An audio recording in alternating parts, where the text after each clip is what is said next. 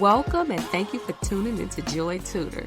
I am JoAnna Riggins, your host, also known as Jo the Joy Tutor. Get ready to embark on a journey to transform our lives from the inside out. Whether you're working to achieve a big dream, struggling with fear, self-love, complicated relationships, or simply trying not to give up on this thing called life. Learn, grow, and live in your joy. Hey, Tenille. Welcome back. Hey, back at it again. Oh, thank you so much for joining me and continuing the conversation around healing, whether that's generational, individual, spiritual. This really embodies all of that, but I thank you. No problem. Happy to be here. What we're going to talk about today is what is trauma? What is generational trauma? And how and why do I care? Yeah. How does that affect me? Because we've been hearing that drop a lot. Yeah, we have generational curses, generational trauma. And I think that we can take it all the way back to slavery. Scientists have proven that trauma is embedded in your DNA. When you think about generational trauma, it's something that's passed down from one generation to the next and running through our veins as an American descendant of slaves is that trauma. Not to mention my mother's trauma and her mother's trauma that are generations from when my family were slaves. But on top of that, it's those next generations trauma. And I think that how it, for me and my family, how it shows up is women teaching women to be in a role of overly teaching women to be not really self-sufficient, but independent. And you don't have to worry about a man. We were born to be partners in this life. What that partner looks like, that's not where my discussion is. But I think that part of that generational trauma in my family is women had to, because of systemic reasons, they were breadwinners, they were providers, and that shows up in how we show up in relationships. It's also for men, right? Because a lot of fathers weren't in their children's lives. And so the males, they end up in the same space for whatever reason. And so to me, that's how generational trauma and generational curses, if you will, show up. It's a curse until you break it, right? Breaking that cycle. So that's how I look at, trauma and generational trauma and how it shows up in our lives.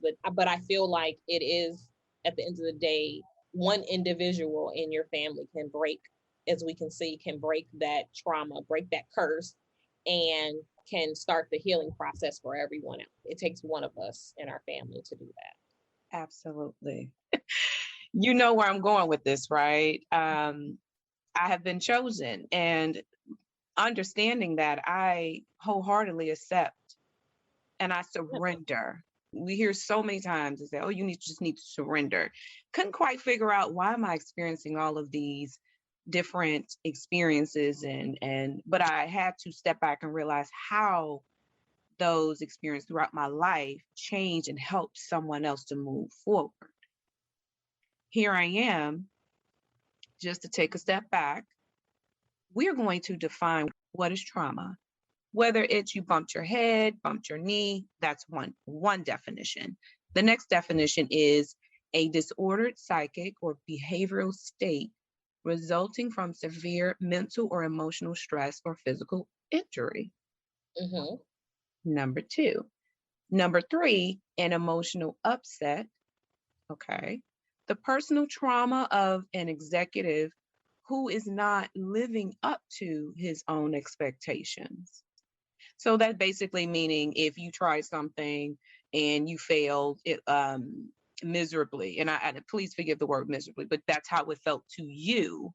Right. You can carry that experience, and that could be a traumatic experience. So there's the injury to tissue, bodily harm physically, there's the psychological behavioral state, and then there's just the emotional upset. That's the generic dictionary definition. Now, from a spiritual perspective, now we won't get our religion knees, okay? Just for disclaimer purposes. Whether you believe in Jesus, there is no judgment as far as what you believe in. The universe, spirit, no Torah, judgment, Buddhist, whatever. Right. whatever. All right. That is not my mantra to down anyone if they do not believe in Christianity, or if you're not a Christian. That's not this space. That's not this topic.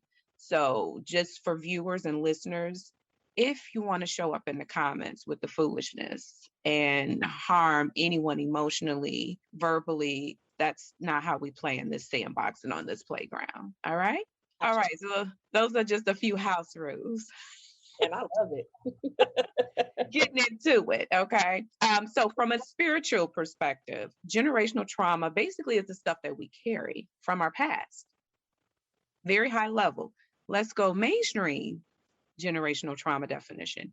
It is the traumatic events that happened in past generations, but still heavily affect current generation.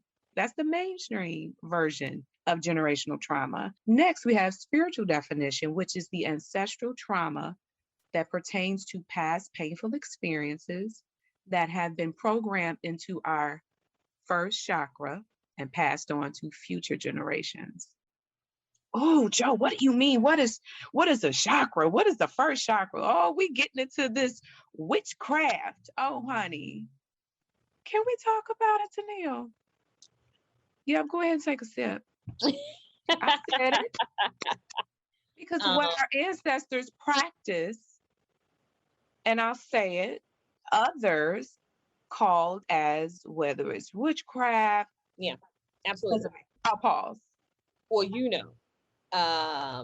when it comes to chakras and the spiritual realm, I appreciate you saying that, because given the disclaimer, what we will not tolerate, because I feel like it's something that Western society has deemed that is evil, black magic, witchcraft and things like that, when that is not the case. And so I'm not here to convert anybody to anything, but what I will say is that no matter where you go on this earth, we have the seasons, we have the natural disasters, and that is all from the universe, the creator, the God that then has Muhammad and Allah and Jesus and whomever else, whatever else, entities or whatever you want to call them. Back to the chakras.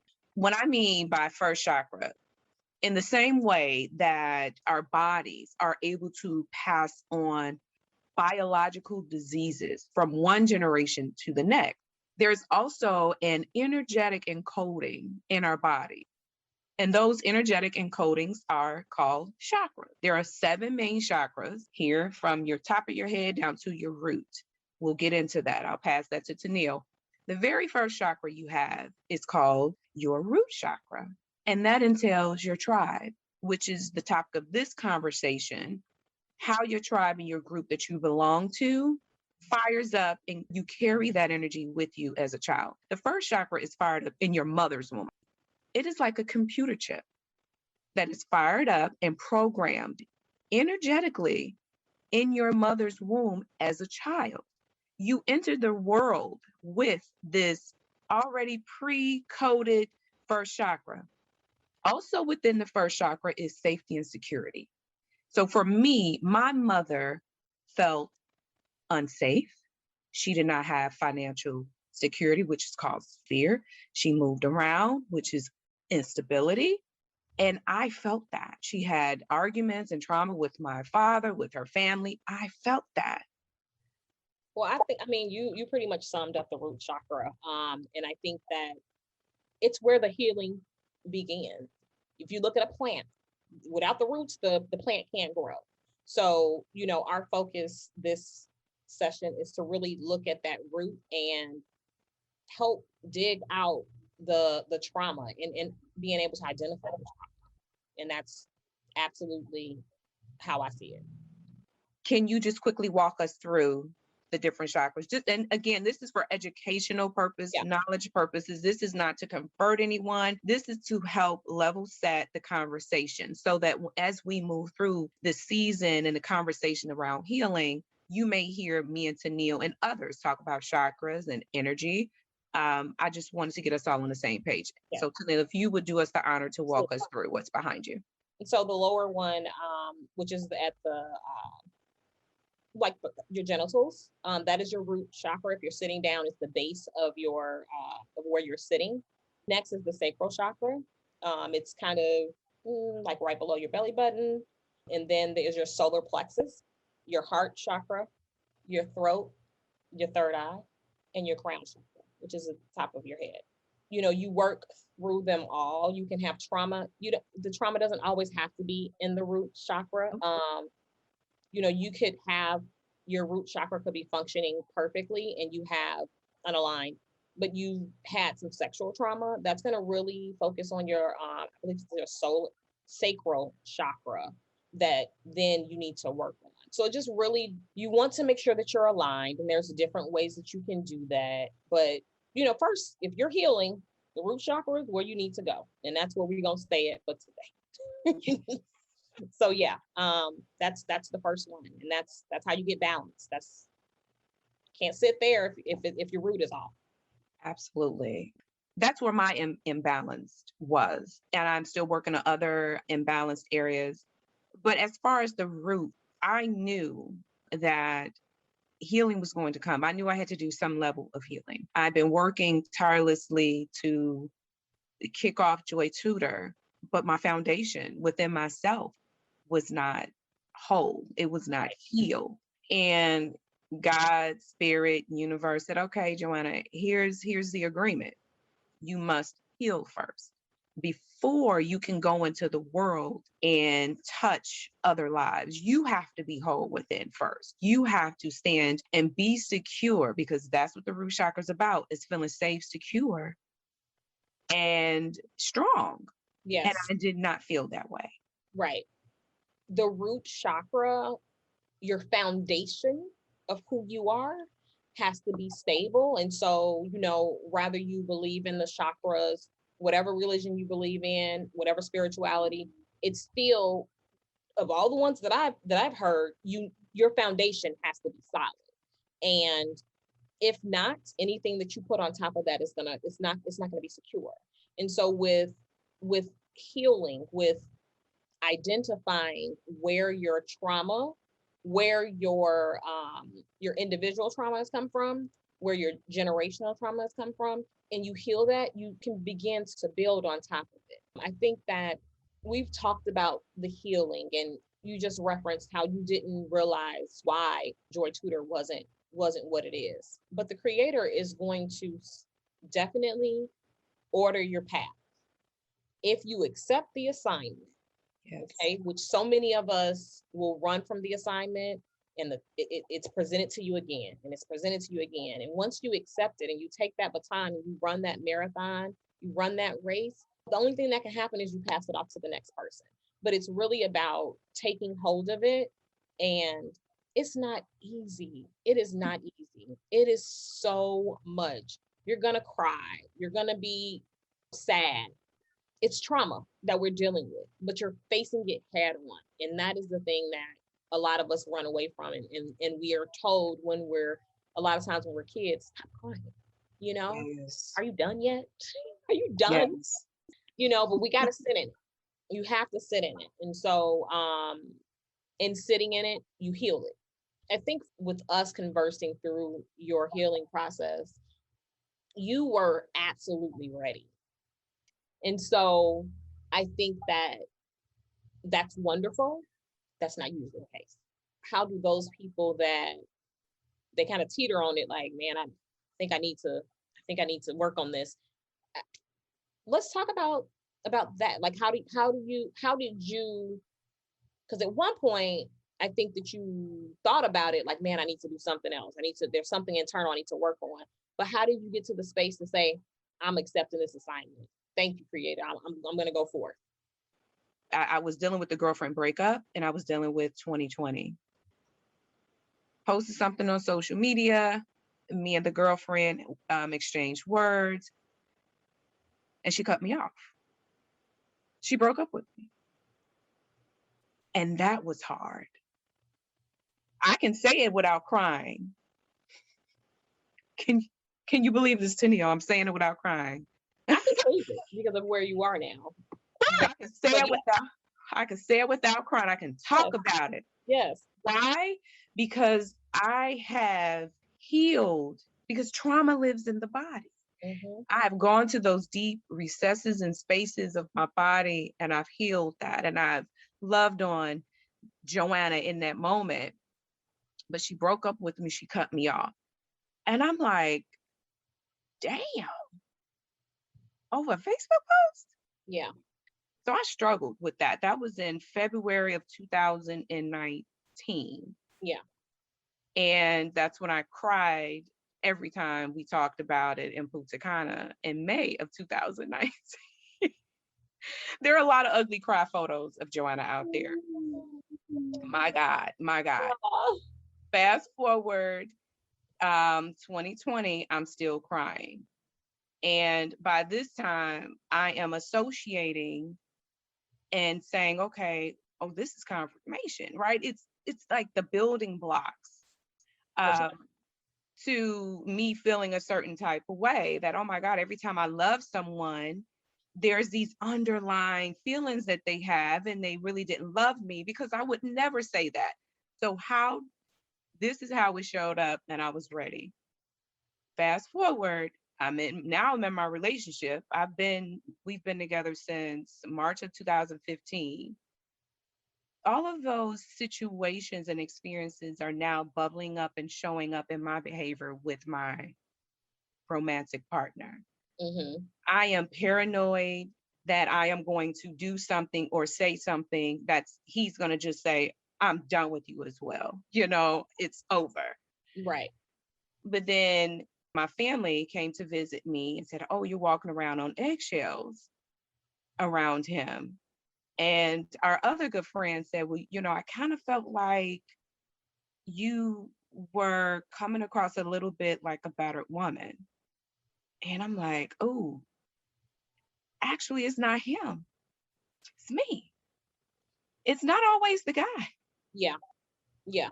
It's our own stuff. It's our own baggage. And Absolutely. when I saw how it was showing up and I saw that I was constantly looking for confirmation from others to validate the decisions I was making on a daily basis, and paranoid about, oh my God, his dinner has to be done and the house has to be clean and I have to say yes, even though I'm tired, all all because my root, my foundation, which is JoAnna B, was unstable, because I didn't have the love and the stability within myself to be able to handle when someone walked out.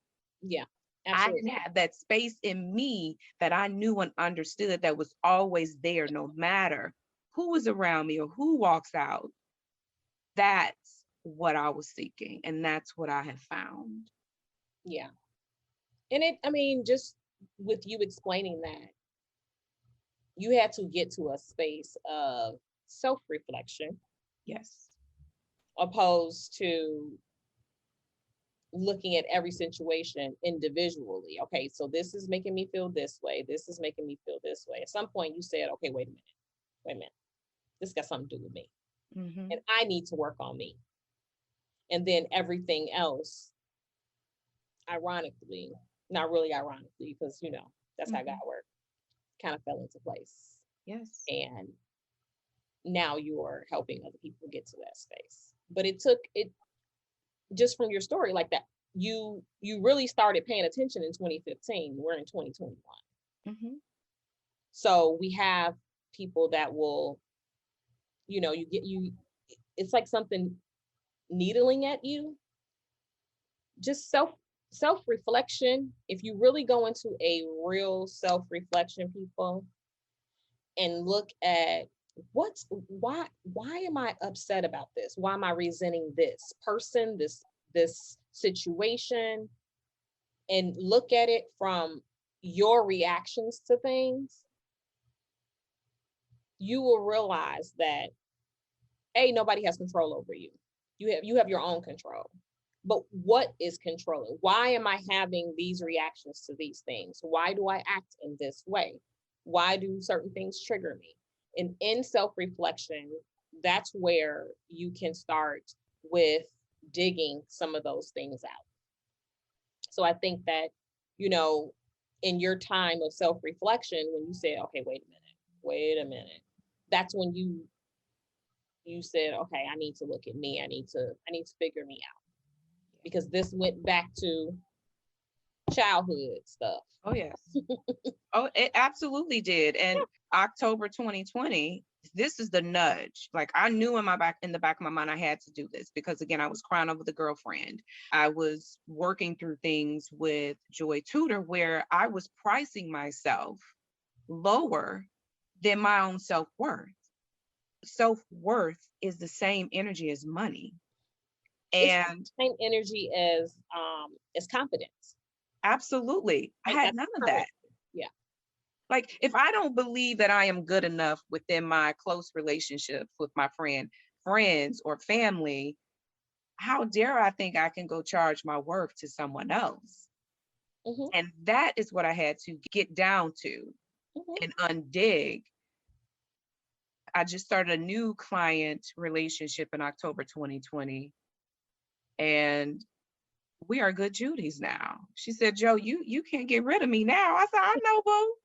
But it was so sweet because she looked at me and created this space where I was able to show and be honest that, hey, sis, I'm not having a good day today.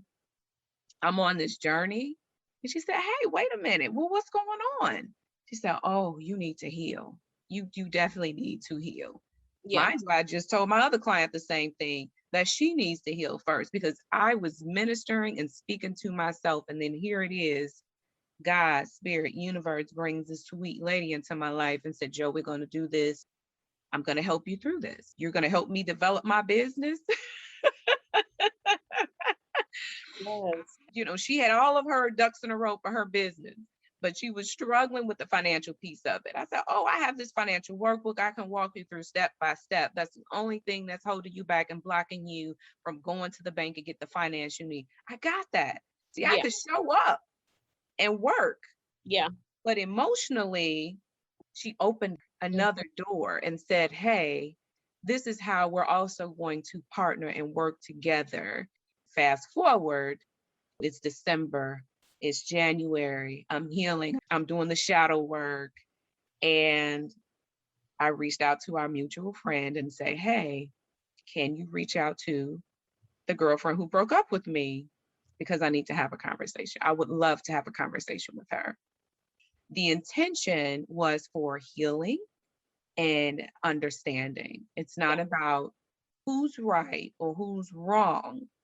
I just simply want to, number one, apologize how I showed up after being rejected, because part of our communication is also encoded and passed down from generation to generation, going off, cursing, clowning, enraged, unacceptable, inappropriate.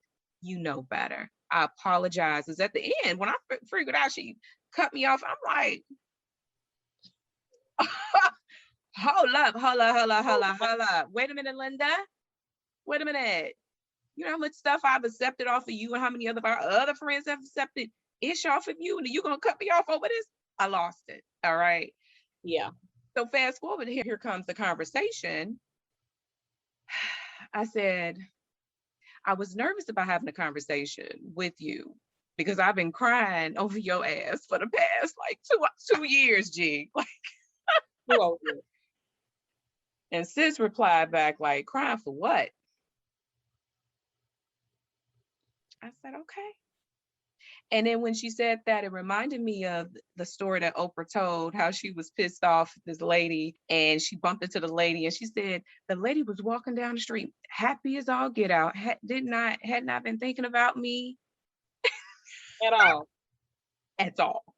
Okay. That's number one. So here I was spinning my wheels for 2 years for nothing. Yeah. That's the reason why it's so important to let it go, to not hold on to the past, to release. But the conversation did go well. She expressed her perception of it. I expressed my perception of it. She explained that she shut down as her way of protecting herself. She just wanted to end. She didn't want the drama. It was toxic. She just simply shut down, which is what I've also learned during this journey is that not everyone is able to go into their feelings like I am, right? Not everyone is able to go directly into it and say, I feel XYZ, let's talk about it. Some Right. people just shut down and she shut down and we talked through, we cried. I did tell her that if your intention was to hurt me, you succeeded and that I loved her. I wished her nothing but the best. It wasn't intentional to hurt her. She felt as though I humiliated her and she said it was totally unacceptable. And I said, okay, But those are your boundaries I was just about to say that. and I And respect them. and through healing, you realize that you have to set boundaries with folks. Yeah. And part of the reason why I was pissed was because I lacked a lot of my Absolutely. boundaries. You lacked having boundaries. I sacrificed my own boundaries in certain situations with that relationship. With relationships, period. Period. Absolutely, for sure. Mhm. But with her directly, I Mhm. definitely did lack some. Mhm. And when I saw that that wasn't reciprocated, that's when I was pissed. And that's part of the ego.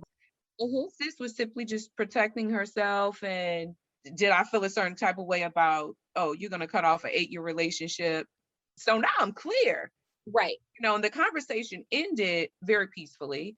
And I said, okay, so where do we stand now? Because I think that's very important to understand where you go when you're having these hard conversations. Be Yes. very clear about what are the rules of engagement? What is the next step? Going What are forward. the expectations?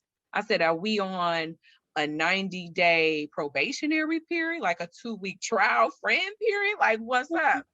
What we Didn't doing? say anything. And silence is also an answer. Absolutely. I said, okay, I love you, wish you all the best. And that was that. I am on the other side of that conversation and I'm not hurting anymore. I have clarity. Peace about it. Yes. Peace. Peace about it. Absolutely. Peace. Because this is the thing.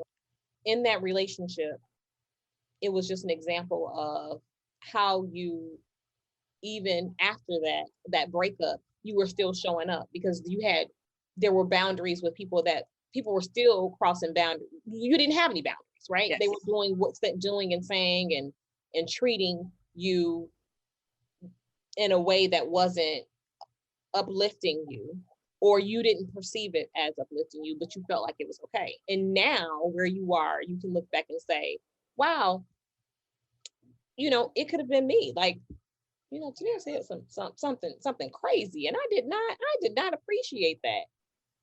But because at that point you were people pleasing, right? Yes. Because that was easier for other people, but not for self. Mm-hmm. You didn't set that boundary. You didn't say, whoa, sis, I love you, and I'm saying this with love, but you can't say that to me again. Yeah. Yeah. And I've done that in the past with her. And we've grown past it. And my response to her in the conversation in March 2021 was, I gave you that. I loved you enough to have a conversation. I thought you loved me enough, and I thought I was worth you fighting for, saying, look, let's go out in the parking lot and, let's grease up our faces, French braid our hair, scratch each other face up. And now let's go get something to eat. Like, I thought we were there. But obviously we were not. But again, this is because this pain was so lingering and lasts so long is because I, at that point of my life, was finding and seeking foundation in my relationships and not within myself. That's the breakthrough. That's the breakthrough. That's where I am today. Right. I know better. If the people pleasing came from feeling like, oh my God, I'm gonna say something, I'm gonna do something wrong, and they're gonna leave, because the experiences led up to, which were beautifully led up to, me finding myself. Yes. And the stability and me reprogramming and cleansing that root chakra. Yes.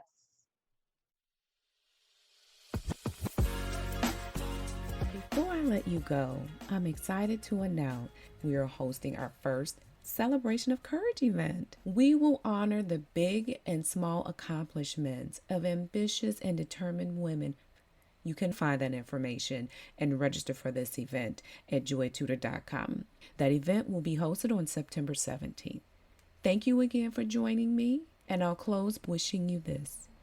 May you rise in your power, step out in faith, and live in your truth. We'll see you back here next Tuesday. Have a good one. Thank you for joining us and listening in. A new episode is available on Apple, Spotify, and YouTube. You can find us by simply searching Joy Tutor.